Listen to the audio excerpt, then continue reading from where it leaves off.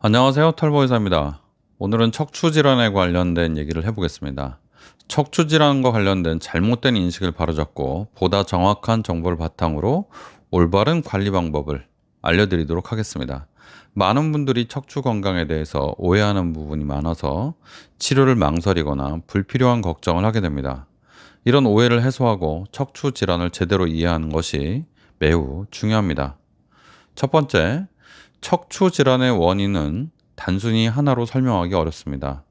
척추 질환의 원인으로 흔히 퇴행성 변화, 즉 노화죠. 나쁜 자세, 과도한 운동, 아니면 운동 부족 같은 것들이 언급되지만 실제로는 단일한 원인으로 설명하기 어려운 경우가 많습니다.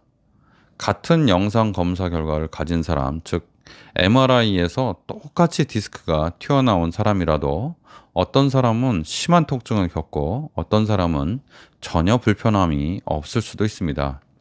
이것은 척추 질환이 단순히 구조적 문제만이 아니라 개인의 생활 습관, 유전적 요인, 신체 상태 등이 복합적으로 작용한 결과라는 것을 보여줍니다.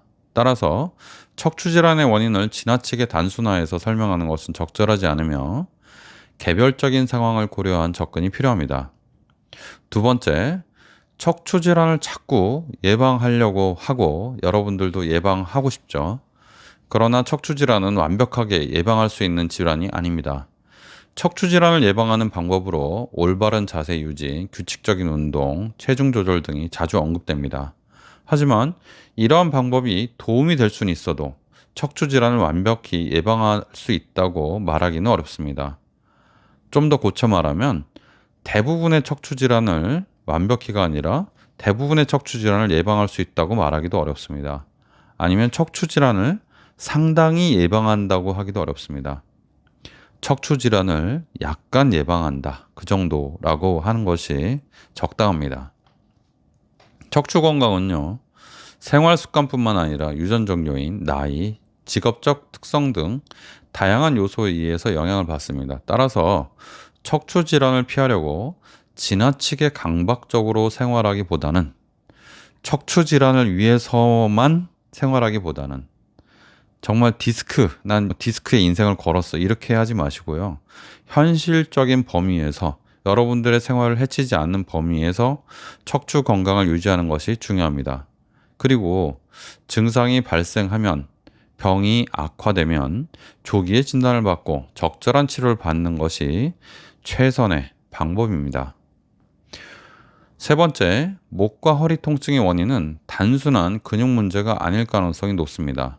많은 사람들이 목이나 허리가 아플 때 단순한 근육통이다, 근육이 놀랬다, 근육이 삐끗했다 이렇게 생각하고 방치하는 경우가 많습니다. 그러나 실제로는 디스크가 돌출되거나 퇴행성 변화로 인해서 신경이 눌리는 경우가 많습니다. 특히 허리나 목 통증이 팔다리로 쭉쭉 뻗치는 방사통을 동반한다면 디스크 문제의 가능성이 높습니다. 물론 근육이나 인대 문제도 통증을 유발할 수 있지만 신경 압박으로 인한 통증과는 약간 다르게 나타날 수 있습니다. 따라서 목이나 허리 통증이 지속되거나 심해진다면 단순한 근육통으로 여러분들이 생각하지 마시고 정확한 진단을 받는 것이 중요합니다. 네 번째, 디스크 질환은요, 완치를 하려고 생각하시기보다는 꾸준한 관리가 중요합니다. 디스크 질환은 충치랑 비슷해서 한번 손상되면 완전히 원상태로 회복되기 어렵습니다. 디스크가 수분이 빠져나가고 말랑말랑하는 것이 딱딱해지고 이렇게 그냥 화학적으로 변해버리기 때문에 그렇습니다. 디스크는 시간이 지나면서 퇴행성 변화가 진행되며 손상된 디스크는 자연적으로 원래 상태로 복구되진 않습니다. 생활을 내가 여태껏 잘못했으니까 이제부터라도 바른 생활을 하면 원상태로 살아나지 않을까 라고 생각할 수 있지만 그렇게 되지 않습니다. 다만 통증이 있다가 사라지는 경우가 많기 때문에 사람들이 나 디스크 다 나왔어. 디스크 완치됐어. 이렇게 생각할 수는 있습니다. 하지만 디스크 질환은 증상의 변화가 있을 뿐이지 언제든 재발할 가능성이 있는 만성적인 질환입니다. 따라서 완치를 기대하기보다는 또는 완치해준다는 사람들을 따라다니면서 그것을 그대로 따라하기보다는 꾸준한 관리가 중요하며 올바른 자세 유지, 적절한 운동, 체중 관리 등은 여러분들이 도움이 되겠다 생각하고 꾸준히 관리하는 정도지 그걸로 내가 디스크를 완치하겠다 이렇게 생각하시면 안 됩니다. 다섯 번째, 척추질환 치료는요. 환자의 상태에 따라서 다양한 접근법이 필요합니다. 척추질환을 치료할 때 이 방법이 정말 좋아요. 비수술적 방법이 정말 좋아요. 또는 이 내시경 방법이 정말 좋아요. 이번에 새로 나온 시술이 있는데 디스크 이거 정말 이걸로 다 고칠 수 있습니다. 이렇게 말하는 것은 위험할 수 있습니다. 맞지 않다는 얘기죠. 요거를 좀 예를 들어서 말씀드리면요. 여러분들 충치 어떻게 하죠? 충치 어떻게 치료합니까? 뽑나요? 정말요? 예, 충치는요. 심하냐 안 심하냐에 따라서 치료를 나눕니다. 뿌리까지 썩어서 정말 심하면 충치를 뽑고요. 살짝 그냥 겉에만 까맣게 조금 충치가 먹었으면요. 약간 갈아내거나 떼우거나 그 정도가 다죠. 그런데 왜 여러분 그 디스크는 왜 수술을 꼭 해야 된다고 생각을 하시거나 아니면 수술을 정말 하면 안 된다고 생각을 하시는지 모르겠어요. 뿌리까지 흔들흔들거리는 충치는 누가 봐도 뽑아야죠. 뽑는 것이 최선의 방법이고 환자에게도 좋고 더 질병이 악화돼서 다른 합병증이 나타나지 않게 하는데도 탁월한 선택이죠. 근데 척추 질환은 왜 무조건 디스크 수술을 하면 안 된다고 이렇게 생각하세요? 환자 상태에 맞게 치료하는 것이 가장 좋은 방법입니다. 척추 질환은 원인과 증상이 다양하기 때문에 환자의 상태와 질환의 정도가 다 다르죠. 그럼 심한 디스크는 이거 마비 왔네. 빨리 수술해야지. 이렇게 생각할 수 있고요.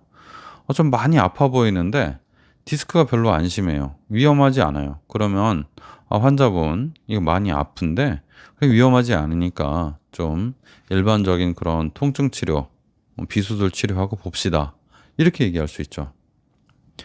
척추 질환에 대해서 비수술적인 방법인 물리치료, 약물치료, 주사치료가 효과적인 경우도 있지만 신경압박이 심하거나 마비 증상이 있거나 통증이 너무 심해서 어떻게 할 수 없는 경우에는 빨리 수술이 필요할 수도 있습니다. 흔들거리는 이빨을 뽑아야 되는 거랑 비슷한 거죠.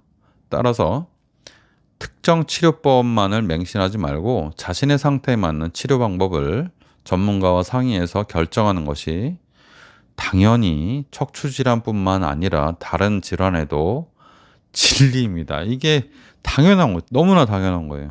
뼈가 부러졌을 때도 살짝 실금만 갔으면 그냥 깁스만 하고 좀 보면 되고요.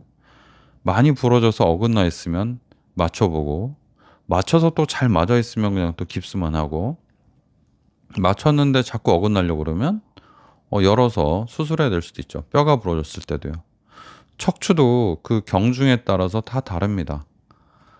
심한 사람은 보다 적극적인 치료, 수술 치료를 고민하고 심하지 않은 사람은 비수술 치료, 약물 치료 쪽으로 생각하는 것이 너무나 타당합니다. 이 너무나 타당한 거를 여러분들이 자꾸 헷갈릴 수 있기 때문에 여러분들이 헷갈리는 건 여러분 잘못은 솔직히 아니죠. 그렇게 조장하는 사람들이 많죠. 저 같은 의사들. 저도 과거에 그렇게 잘못 얘기한 적이 너무 많은데 정말 너무 죄송한 마음이 많습니다. 그러나 공부를 계속하고 경험이 쌓이면서 그런 것들이 좀 잘못됐다고 생각이 듭니다. 오늘의 결론은요. 척추 질환에 대한 잘못된 인식이 치료를 늦추거나 불필요한 걱정을 유발할 수 있습니다. 원인을 단순하게 이렇게 단정할 수 없는 것이 척추 질환이기 때문에 원인을 모르잖아요, 여러분. 그러면 완벽한 예방이 불가능하다는 점을 꼭 기억하시기 바랍니다. 목과 허리 통증이 단순한 근육 문제가 아닐 수도 있고 디스크 질환이 생각보다 자주 온다 라고 알고 계시고 디스크 질환은 충치처럼 완치보다는 지속적인 관리가 필요하다는 것도 꼭 기억하시기 바랍니다. 척추 질환은 다양한 원인과 증상을 가지므로 어떤 하나의 치료법으로 되지 않고요. 환자의 상태에 따라서 적절한 치료법을 선택하는 것이 가장 중요합니다. 적절한 치료법을 선택하려면 항상 비수술 치료와 수술 치료 둘 다 가능성을 열어놓고 여러분들이 치료 방법을 고민하는 것이 가장 여러분들의 그 디스크 치료의 회복에 도움이 될 거라고 생각이 됩니다. 정확한 정보와 올바른 치료 접근을 통해서 척추 건강을 지키는 것이 꼭 필요한 시대입니다. 감사합니다. 털보이스였습니다.